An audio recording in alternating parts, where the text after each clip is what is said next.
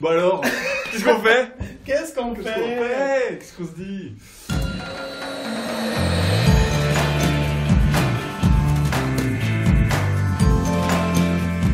Pas d'impro. Une discussion avec les artisans du spontané.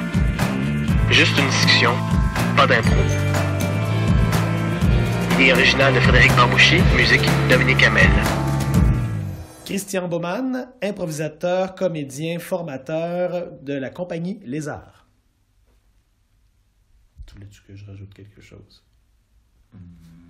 Mon numéro de téléphone. Comment tu vas, Christian? Mais moi ça va très bien. Ouais. Vraiment très très très bien. Toujours plaisir. Vu que je fais de moins en moins de rencontres internationales, j'ai de moins en moins de plaisir de croiser des bons vieux potes. Et donc je suis très content. Ben, vous recevez quand même chaque On année. reçoit une fois par année à Genève, exactement, au Mondial de Catch. Après, on reçoit aussi des gens qu'on a déjà vus, qu'on connaît, donc il y a moins de découvertes, mais de plus en plus, on découvre des gens aussi. Donc, revoir les potes, découvrir des nouveaux, ça fait plaisir. Ben, moi, je suis content de te parler parce que t'es quand même une référence suisse. Oh! Oui, oui, non, mais je veux dire, ah oui, tu connais un joueur suisse? Ouais, Baumann! Ça sort beaucoup. J'espère qu'on en parle bien. Oui. Bon. Oui, oui, complètement. Bien. Non, ouais, absolument. Plein de monde qui, oh, ouais, Baumann, c'est super. Avec plus de détails, là, Oui, oui. Bah, après, je pense aussi dans les plus anciens, parce que vu que ça Oui, oui. fait un petit moment que je suis pas revenu chez vous aussi. Donc, C'est vrai, ça fait longtemps. 2003, ou je pense la dernière fois. Donc, oui, ça fait un petit moment. Donc, oui, chez les anciens. Après, les anciens sont toujours là, vaillants. Donc, c'est parfait. Oui. Puis là, c'est ça. Donc, avec les arts, toi, tu bosses en impro que avec les arts? Ben, tu fais des trucs comme ici. Oui, c'est ça. Je suis parfois mercenaire à travailler avec d'autres personnes. Alors, pour situer, donc la compagnie Les Arts sur Genève, ça fait depuis 2004, maintenant Ouais, on a quand mis ça même. en place, donc ça fait un petit moment. Et puis, où on est toujours ensemble, on a toujours la même bande, on a rajouté des plus jeunes aussi pour dynamiser. Mais ça commençait avec toi, Tony. Tony, Fausto, Françoise aussi Ouais. qui était là au départ, et puis assez rapidement des François Briard, enfin, toute la clique, je ne vais pas les citer, Oui, on les salue. quinzaine. D'ailleurs on les salue tous Ouais. et toutes. Et puis on a scindé nos activités il y a quelques années, c'est-à-dire qu'on a gardé les arts pour tout ce qui est théâtre, activité théâtrale artistique, et puis on a créé impro.ch qui est plutôt la partie formation entreprise où on amène les valeurs de l'impro mais au service du quotidien. Impro.ch, c'était pas le site de la figue avant? Exactement, puisque c'est Tony Ormegnolo qui gérait le site. Ouais. Et comme bon vieil informaticien, il avait acheté plein de noms de domaine, dont celui-ci. Il avait dit, il y a pour le coup presque 25 ans, il avait dit ben, je l'achète, je le mets à disposition, mais un jour, probablement, je le récupérerai pour d'autres activités. Voilà. Donc ça s'est fait assez naturellement. On est toujours en super bon terme avec la FIG ou les autres. D'ailleurs, quelque chose qui est très cool à Genève, c'est alors oui, on a des fois des valeurs ou des visions différentes entre les différentes troupes, mais il y a une bonne entente. Enfin, on ne se tire pas dans les pattes, on respecte le travail des autres, on essaie toujours de collaborer s'il y a des moyens, de trouver des moyens de faire des stages transversaux. Donc c'est assez cool, c'est plutôt une bonne ambiance. Mais vous jouez souvent au caveau, c'est ça? Nous on joue majoritairement au théâtre Le Caveau à partir de septembre, c'est un petit peu un scoop là. À partir de septembre 2019, on aura un deuxième théâtre sur Genève. Oh. Beaucoup Tony encore qui bosse là-dessus, qui travaille en On peut le dire. On a le droit de le dire. Ça sera au Grand Saconnet pour ceux qui connaissent. Et puis on va être résident c'est une nouvelle salle, elle est en construction maintenant. Donc Ok. on est en train de bosser. Il faut d'ailleurs que je réponde à un mail pour dire combien de chaises on veut, dans quelle salle, etc. C'est vraiment, on est vraiment C'est beau, ça, c'est. dans le concret. Ouais, c'est génial, c'est absolument génial. Et puis du coup, on va garder le caveau pour faire un petit peu les récurrents, les classiques, garder ça pour l'humour. Et puis peut-être avoir une touche plus théâtrale dans la nouvelle salle pour aussi amener et des pièces de théâtre, mais aussi un peu d'improvisation. On a le temps et un peu de budget pour développer des choses, quoi. Donc ça nous plaît. Mais c'est ça, vous produisez aussi spectacle d'humour, Oui. Oui. Plutôt des Théâtre. spectacles, on va dire. impro, spectacle d'humour. Voilà, il y a certains comédiens chez nous qui font de l'humour, Sarkis par exemple, moi j'en ai fait, Fausto beaucoup, Estelle, donc on a des one-man, des one-woman, ce genre de choses. C'est pas forcément ce qu'on produit le plus avec les arts, on est plutôt en indépendant quand on fait ça. Par contre, on met en place des pièces, on va dire, de divertissement, des vaudevilles, ce genre de choses, où il y a besoin des fois d'un peu plus de moyens ou d'organisation, donc on met ça en place pour que ça marche. Puis là on se retrouve, ça fait 2 ans là qu'on n'a pas rejoué de pièces, les budgets c'est un peu compliqué de rentrer dedans. La dernière on a investi beaucoup et on n'a pas été soutenu à la hauteur qu'on l'espérait, donc on a dû un peu brider nos envies. Et puis cette année avec ce nouveau théâtre et une petite subvention qui va avec, ça va nous permettre d'y retourner, de refaire du théâtre. Ouais, non, c'est difficile de produire des fois. Oui, ça l'est, mais après c'est aussi le... Je suis pas sûr qu'on aurait autant de plaisir si tout était facile. Oui. Donc il y a comme ça. Puis de nouveau, c'est intéressant. Alors oui, on aime bien avoir les moyens, c'est plus simple. Mais c'est aussi intéressant quand on les a pas, de devoir travailler à réussir à faire ce qu'on veut sans les moyens, donc de devenir créatif, inventif. C'est aussi en tant qu'improvisateur, je crois que ça nous parle, ce côté de faire avec les moyens du bord. Donc, Ouais. Les moyens de la Suisse aussi. Ouais, après, les moyens du bord de la Suisse. Les moyens du bord de la Suisse, les subventions sont plus grandes, mais les frais sont plus grands aussi. Ouais, et ça fait vite très très mal. Ouais. Les cachets, le coût de la vie, ça fait mal aussi. Ouais, je comprends. Ah. Oh, bon. Mais niveau impro, là c'est ça, vous produisez le catch, ça va, c'est ce que j'aime bien appeler le match open source. Ouais, exactement, on essaie on a commencé aussi à monter des projets de 1 contre 1, ce genre de choses. On a... Ouais, c'est ça, vous avez quand même plusieurs concepts. On a pas mal de concepts, on a créé un par année, en tout cas pendant 10 ans, donc on en a plein dans les tiroirs. Et lequel vous, je sais pas, vous rallie le plus ou Ah, je sais pas. Je pense qu'il nous rallie le plus, ça serait le grand jeu qu'on a créé il y a 15 ans maintenant et qui tourne depuis 15 ans, qui est un spectacle qui est complet à peu près tout le temps. C'est pas des trucs avec il y a des pupitres. Je pensais qu'il y avait des douches de lumière, puis là tu te faisais choisir. Il y a... Ouais, ça peut... Qui m'avait parlé Non, ça c'en est un autre. C'est Estelle qui m'avait parlé. Ouais, c'est probable. Non, sur le grand jeu, on est vraiment sur une sorte de fausse compétition, c'est une sorte de jeu. Avec un présentateur, il y a des règles de jeu, il y a des défis, il y a des challenges, et en fait, on a vraiment voulu faire un jeu qui soit le plus injuste possible. Donc, peu importe que tu gagnes ou que tu perdes des points, tu peux les échanger. C'est vraiment un jeu de plateau, mais mis en impro. Donc ça nous rallie le plus, parce que je pense que c'est le plus ancien, tout le monde l'a vraiment déjà joué, etc. Le catch aussi nous rallie pas mal. Après, celui qui, je pense, qui nous touche le plus, nous donne plus envie de soutenir, c'est En Aparté, qui a été créé il y a 4 ans maintenant, 4 ou 5 ans, qui est plutôt un concept organique où il y a de la création de personnages, de la création de relations, où le but il n'y a pas de présentation, donc ça démarre, ça joue, ça va jusqu'au bout. Vous connaissez bien ça chez vous, on en a moins ici. Non, mais avec ma compagnie, c'est pas mal que ça, là, de partir un minimum de presque pas d'animation. Ouais.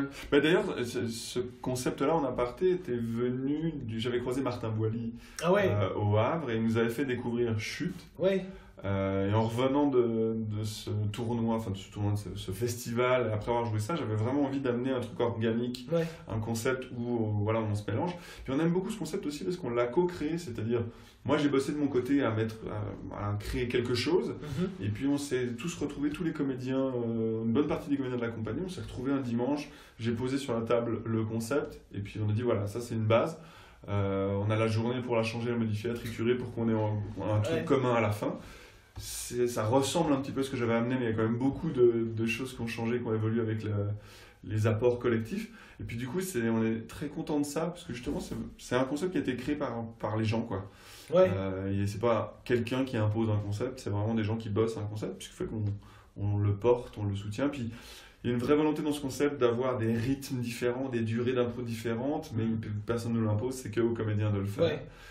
Donc c'est assez passionnant, on aime beaucoup ça. C'est ça, face à la liberté, des fois, il faut se motiver parce que des fois on est paresseux, tout ça, on fait c'est à moi de faire les choix, je vais les faire, je vais me mettre en danger. Puis on a vraiment fait aussi des sélections, on a fait jouer pas mal de joueurs ou de comédiens dans ce concept. Et puis on s'est rendu compte qu'on avait une vraie envie de pas forcément mettre ceux qui sont les plus performants, mais justement de trouver, c'est un des concepts où on a décidé de réduire le nombre de comédiens. Donc maintenant on est 4, on joue à 4 et on tourne, c'est vraiment les mêmes 4 qui du coup peuvent se créer des codes, se trouver des affinités, des choses, aller chercher d'autres choses, se pousser. Donc c'est pour ça que je disais avant, c'est pas forcément celui qui nous unit le plus, parce que justement il est limité à quelques comédiens.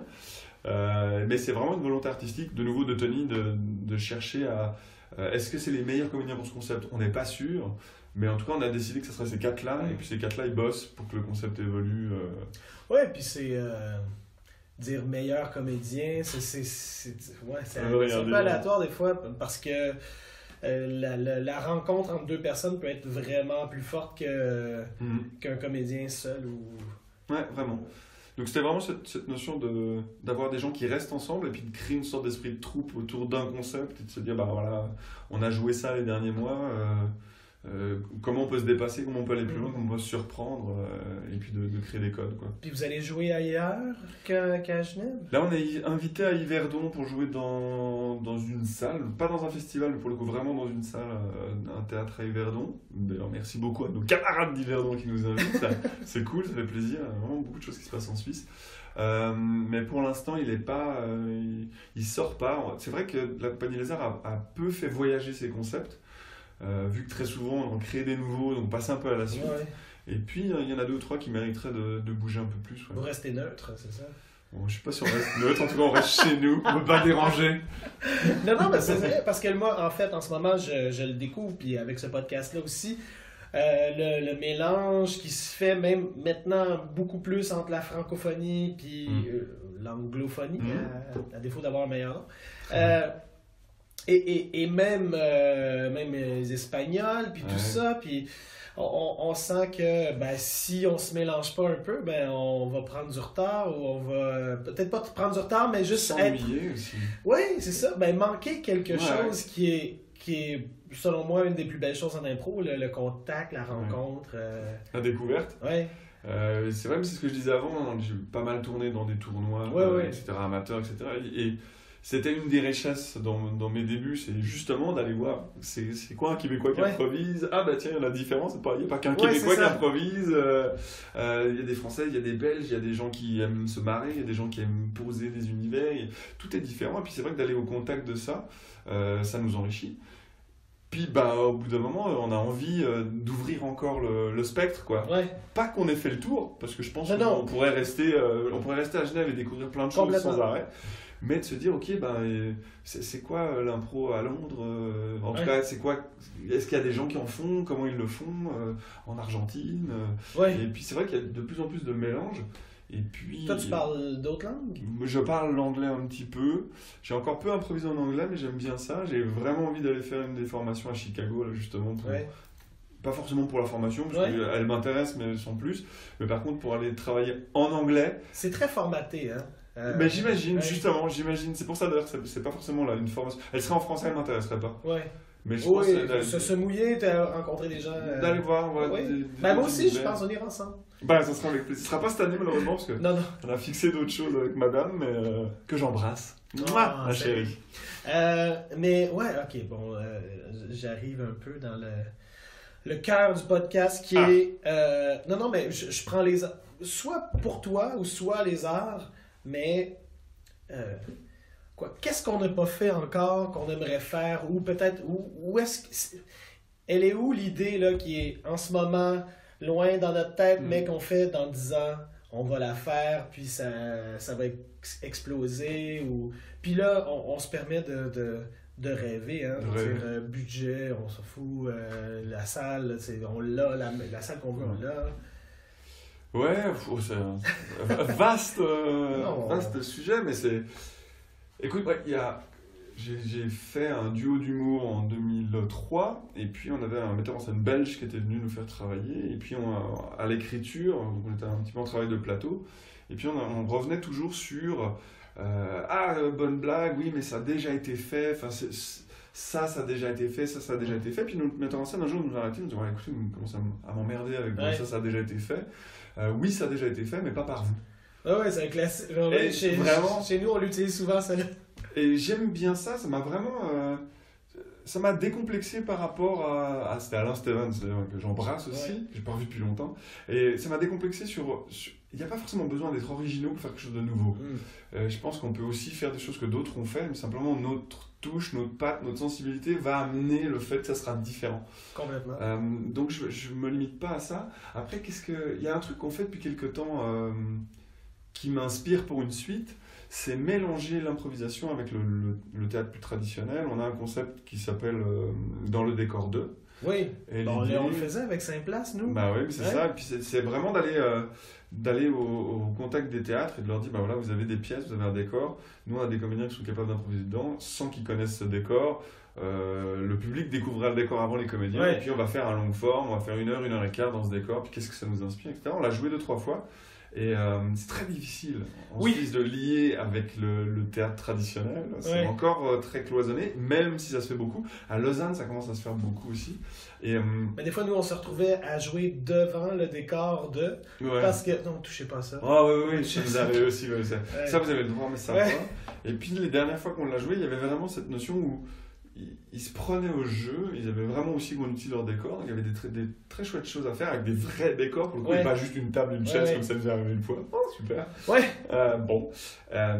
Mais je crois qu'il y a un truc que j'aime beaucoup et que j'imagine vraiment pour l'avenir, c'est d'aller encore plus loin dans le lien avec non seulement d'autres improvisateurs, mais aussi avec d'autres arts. Est-ce qu'on pourrait, comme ça a été fait à Paris par exemple, improviser et écrire en même temps, et à la fin on a un roman, un roman policier. Ça a été fait aussi au théâtre chez nous, et on filme en même temps et on cherche des codes de cinéma, on joue une pièce et à la fin ça donne un film, donc il y a un court-métrage qui sort. Il y a une réécriture au montage qui se fait des fois qui est sublime. Il y a dans les trucs, moi j'aime bien tout ce qui est technique, j'ai été technicien pas mal. Ça m'étonne. Oui, j'aime bien ça. Et j'ai bossé avec deux artistes de la technique qui font du mapping, etc., et qui sont capables de faire en sorte qu'avec des caméras, avec des trucs, en fonction de où tu es, tu apparais sur un écran, mais dans un avatar, et si tu touches un écran, ça fait réagir l'écran, et si tu marches à tel endroit, il y a des choses qui peuvent se passer. Et ce qui m'a toujours inquiété, c'est que la technique soit un frein à la liberté, à l'imaginaire. Que ce soit un tremplin plutôt. Moi je trouverais ça sympa. Voilà un des trucs que j'aimerais bien dans l'avenir, c'est que ça soit assez fluide entre l'improvisateur et la technique pour que ce soit plus un frein ou plus... On pourrait jouer à distance pour des gens qui sont pas là. Je pense on a fait des impros duplex où on joue avec quelqu'un à l'autre bout du monde, et puis ça se limitait très souvent à une interview, parce que ça devient compliqué. Est-ce qu'il y aurait des moyens? Moi j'aime aussi... J'ai vu moi des Canadiens qui ont un logiciel, tout ça, avec Avatar. Mais en fait, ce que j'ai vu, c'était un peu plate parce que les comédiens, les deux, étaient sur scène devant l'écran. Donc on voyait un peu les deux niveaux. Puis tu fais, si je vois 2 personnes qui se parlent sur scène, qui sont reproduits sur l'écran, qui n'utilisent pas en fait les possibilités de si j'ai un avatar, on peut jouer sous l'eau, on peut jouer dans un volcan, on peut jouer... Mais c'est vraiment ça pour moi, et pour moi c'est des outils qu'il faut qu'on utilise pendant un moment pour découvrir le potentiel qui est caché derrière, et puis que justement les vraies limites soient plus ces limites qu'on a dans la tête que les limites techniques, que ça nous oblige à dépasser ces limites-là. Je trouve ça vraiment cool. Donc, appel à tous les techniciens on vous aime. Geeks de la Terre. Quelque chose à faire. Ben oui. Et puis, je sais pas si tu as vu ce film. On peut se tutoyer, pas de souci. Oui. C'est vraiment archive, hein. C'est pas la chaîne nationale. On se connaît depuis combien de temps, dis donc?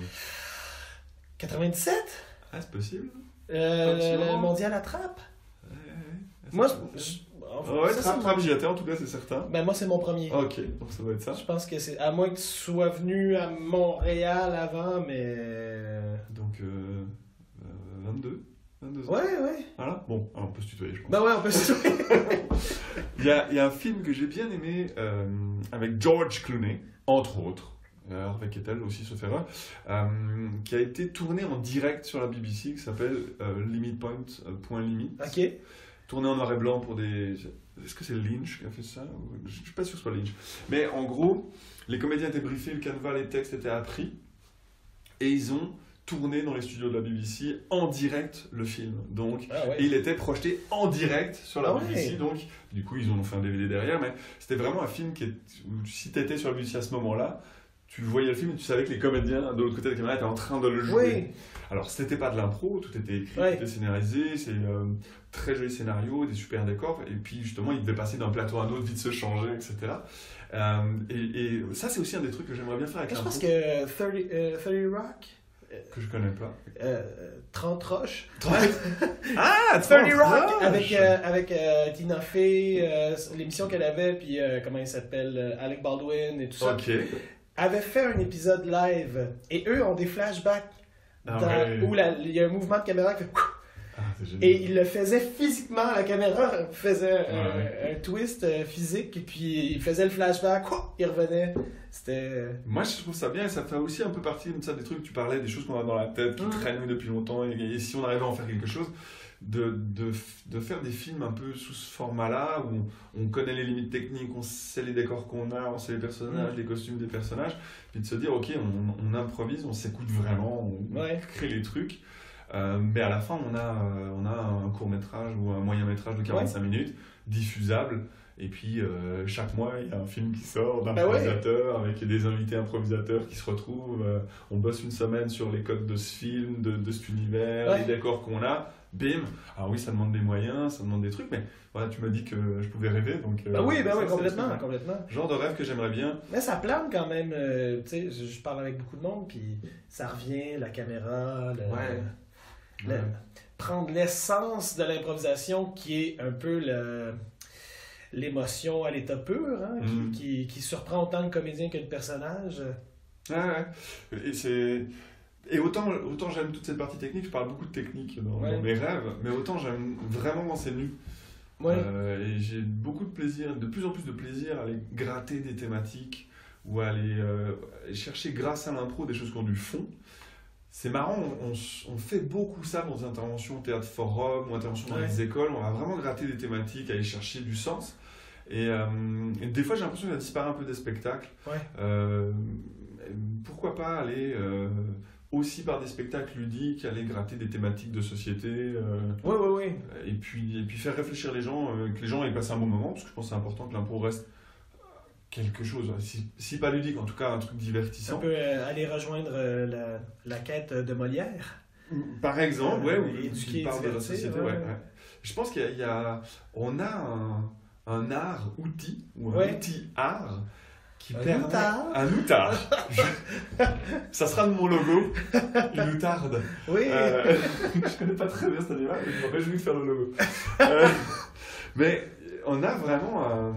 Et je crois que ça aussi, c'est un truc qui me plaît beaucoup, c'est que l'impro, depuis 30 ans, a vraiment explosé. Le match a amené beaucoup de lettres de noblesse à l'impro, puis c'est sorti du match maintenant et on a prouvé partout dans le monde que l'impro, c'est bien plus que juste des rencontres.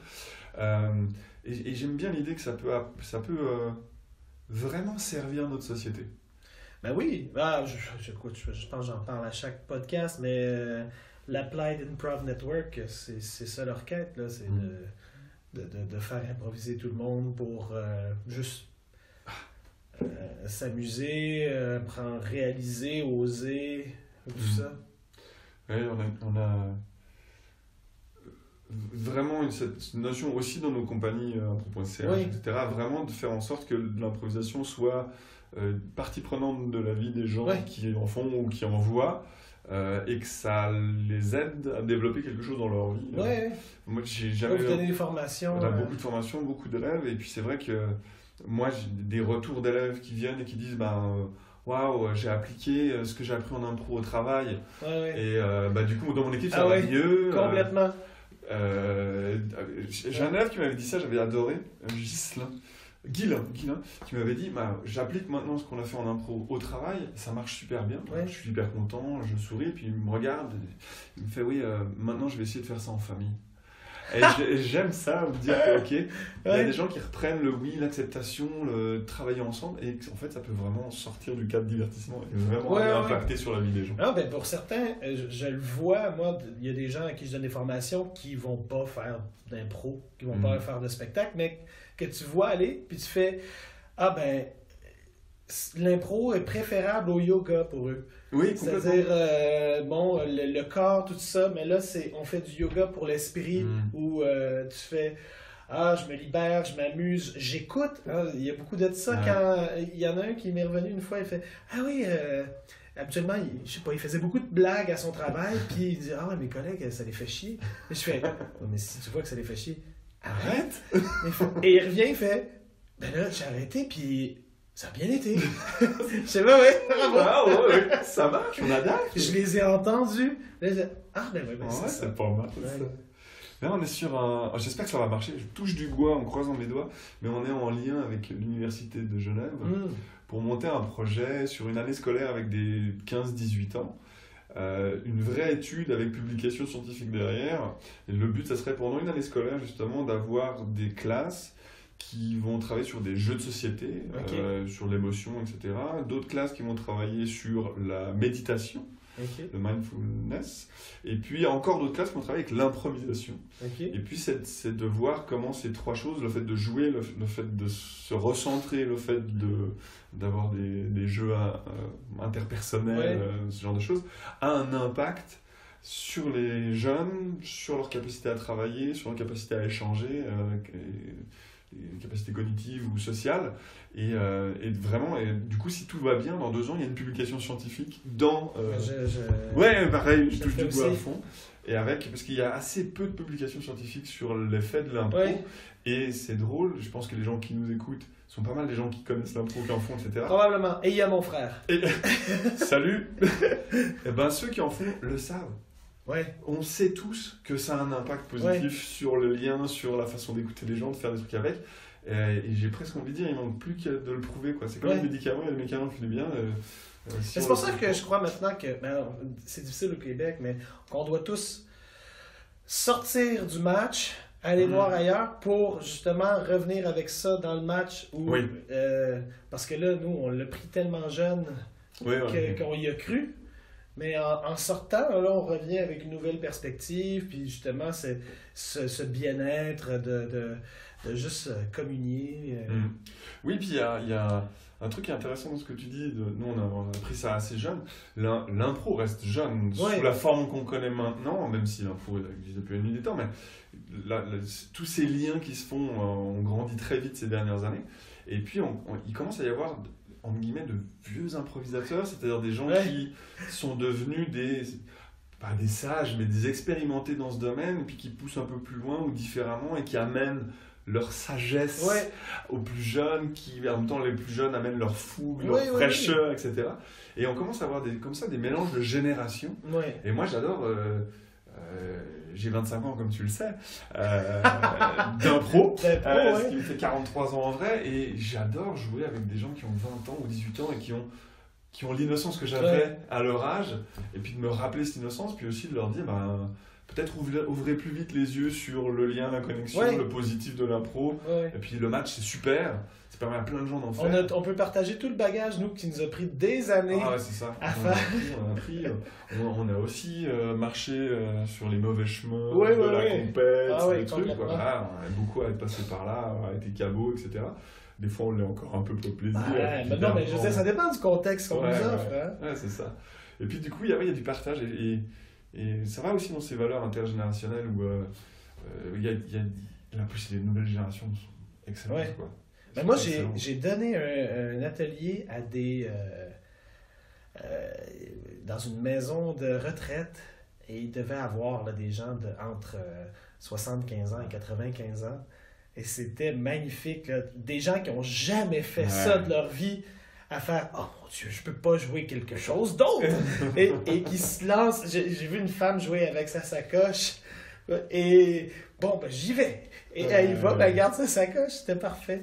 Mais ça rejoint beaucoup de monde. On a aussi des seniors chez nous, quelques-uns. Et puis, c'est marrant, il y a beaucoup à apprendre des seniors en impro, je trouve.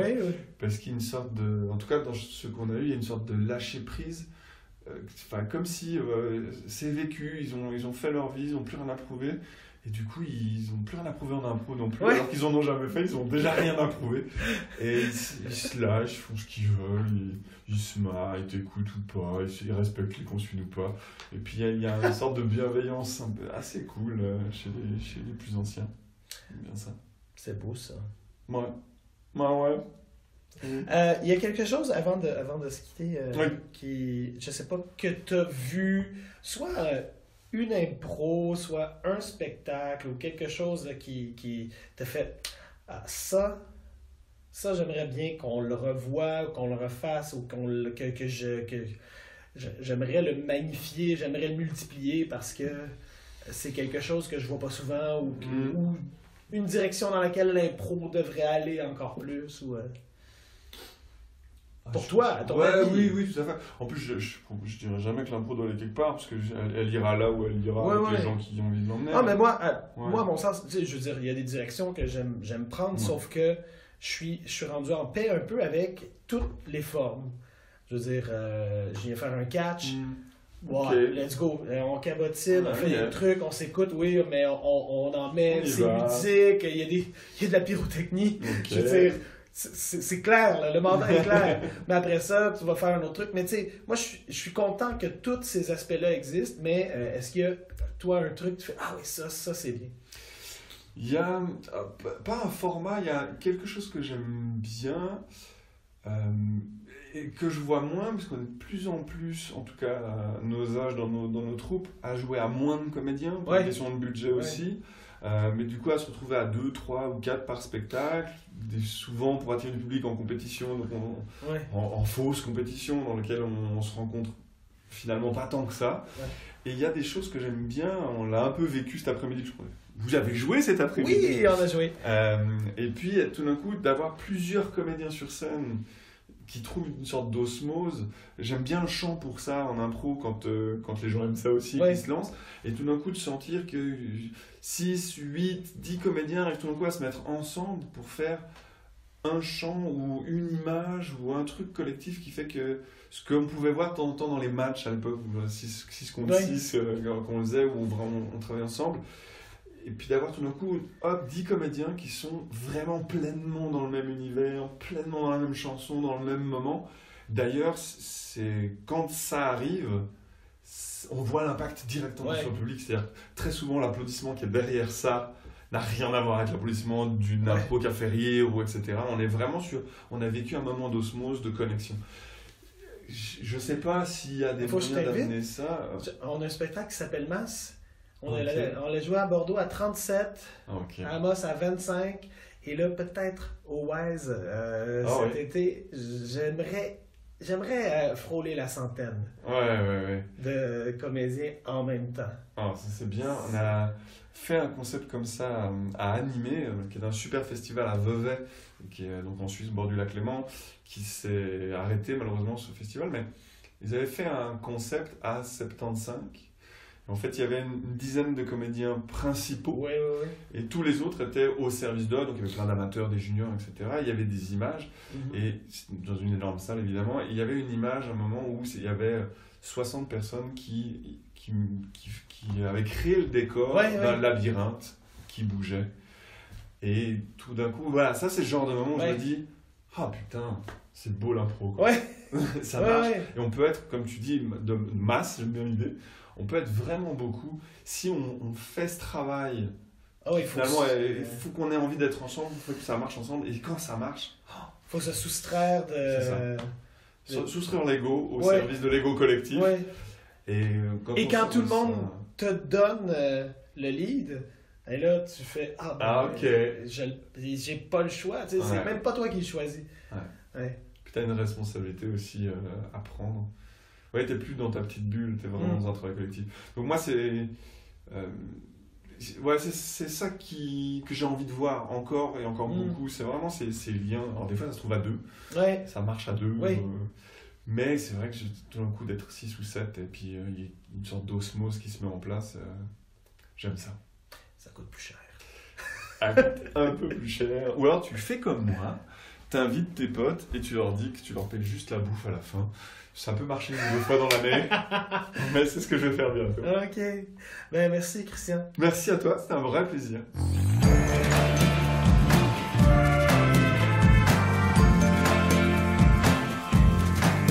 Pas d'impro est une présentation des productions de l'Instable, une compagnie de création dont la mission est de présenter des spectacles de théâtre improvisé et de réfléchir sur la création spontanée. Pour plus d'informations sur nos spectacles en salle, nos formations et notre direction artistique, rendez-vous au www.prodinstable.com.